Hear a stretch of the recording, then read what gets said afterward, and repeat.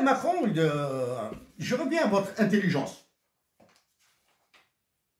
Je vous tire chapeau.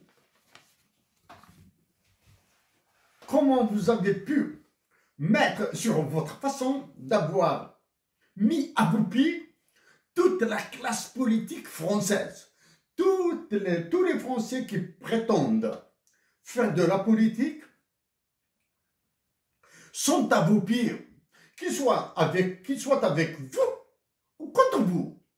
Ceux qui sont avec vous ont peur de vous. Ceux qui sont contre vous sont incapables de vous faire quoi que ce soit. Les Français ont beau dire, il y a eu dissolution de l'Assemblée, défiance du gouvernement avec sa censure, etc., un nouveau gouvernement, etc. Ils ont pu dire. Vous êtes le maître du jeu.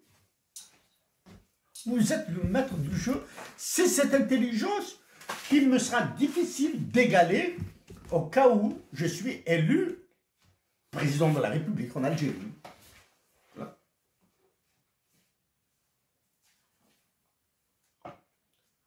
Emmanuel Macron, après avoir parlé des droits de l'homme et de l'assassinat de Ammar Slimani, je veux plutôt parler plutôt de ce que vous êtes en train de faire en France.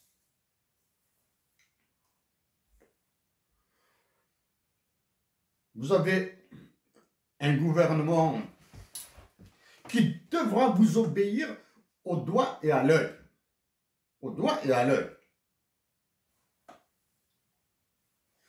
Celui, du moins pour moi, même si je ne connais pas son nom, hein, le ministre qui me fait le plus pitié, c'est le ministre des Affaires étrangères. Que peut-il faire devant vos décisions? Que peut-il faire devant vos ordres?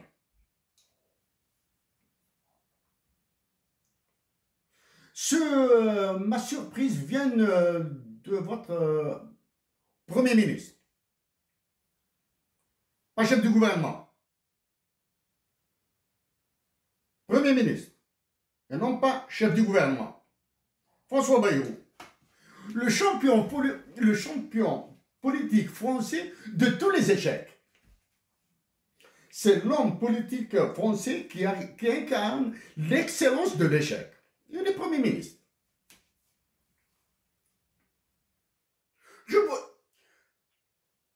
Il est difficile d'avaler la pilule que c'est François Bayrou qui a composé seul le gouvernement. C'est d'une intelligence endiablée. Elle est dans le portefeuille du ministre de la Justice. Un ministre français qui a mis l'opinion publique française dans tous ses états. Ministre de la Justice. Et vous comprenez maintenant le lien avec mon compatriote Ammar Slimani. L'assassinat de mon compatriote Ammar Slimani. Ministre de la Justice. La magistrature française ressemble à la magistrature algérienne. Ça, la nuance, hein, la nuance. C'est que la justice algérienne a été privatisée par des généraux. La magistrature française est sous votre terreur. Voilà, c'est le mot. C'est votre terreur. Ce qui me surprend aussi, sur la capacité, après avoir eu un ministre des Finances et de l'Économie pendant 7 ans, et il sort quitte du massacre qu'il a conduit sous vos ordres. Alors je pense à ce massacre, je pense à votre comportement personnel, Emmanuel Macron, en tant que ministre de l'Économie. Quand celui que vous avez écrasé, François Hollande, était votre président. Votre comportement vis-à-vis de Yanis Varoufakis, le grec. ce que vous avez fait subir, ce que vous avez, votre trahison de Yanis Varoufakis est un machiavélisme d'une autre espèce. Je continue avec votre politique française là. Emmanuel Macron, je dis que, en plus de votre intelligence, vous avez un problème de mégalomanie. L'intelligence, aucun, du moins, dans la classe politique française, aucun ne peut l'égaler. Vous avez une mégalomanie. Ça, c'est un problème. Moi, j'ai de l'ambition pour mon pays. Mais mon espoir, mon rêve, c'est d'être en Algérie, dans ma Kabylie, mon village natal, dans les montagnes de la région d'Akbou, c'est ma région natale. Aller de la poésie, à faire un peu de mathématiques, un peu d'économie, etc., à rire beaucoup avec mes amis,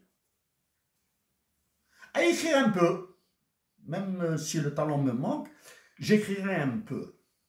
Ça, c'est... Et mourir en paix. Mourir en paix, et je serai enterré à côté de mon père, de mon frère, de mes frères et sœurs, etc., dans mon village natal. Ça, c'est le truc. Donc, Emmanuel Macron, cette intelligence là, donc, elle est époustouflante. Du moins, personnellement, tire chapeau. Vous avez écrasé l'élite intellectuelle française, vous l'avez écrasé complètement. Vous avez écrasé 2 présidents de la France, François Hollande et Nicolas Sarkozy. Ils sont incapables de bouger devant vous. Ils sont incapables. Donc, qu'allez-vous faire maintenant si le gouvernement qui dirige la France se casse la gueule? Allez-vous dissoudre l'Assemblée une autre fois? Ou bien allez-vous réviser la Constitution française pour créer la 6e République et vous représenter une 3e fois à l'élection présidentielle française? Ça, je peux parier que si vous arrivez à vous présenter une 3e fois à l'élection présidentielle française, vous serez vainqueur.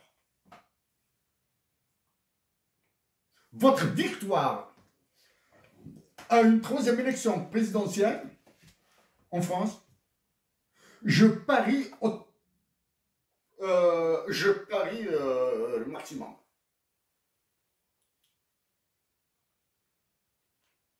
Si vous réussissez à réviser la Constitution,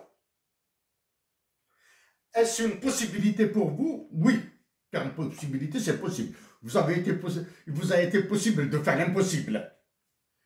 De réviser une constitution, c'est banal. Allez-vous réussir à l'imposer? Oui. Allez-vous réussir à imposer votre façon de voir la France? Certainement. Allez-vous trouver de l'opposition? Certainement pas. Parce que qu'il s'agisse du pauvre Jean-Luc Mélenchon, qui fait, malgré tout le bruit qu'il fait, etc., il est incapable de faire quoi que ce soit. Il est impuissant. Quant à vos menaces avec ces histoires d'extrême droite, etc., ça c'est du pipi de chat, là. Vous êtes dans une autre dimension de réflexion politique. Voilà, ça c'est pour un petit peu là, le topo de la France. L'Algérie. Je le répète, lors du massacre des manifestations en Guyane française,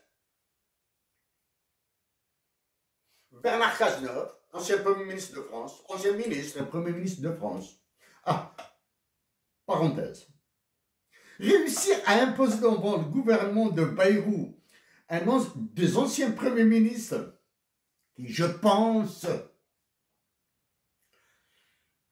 était plutôt mal apprécié de l'opinion publique française. Des anciens premiers ministres, Manuel Valls, Borne, Elisabeth Borne, c'est ça?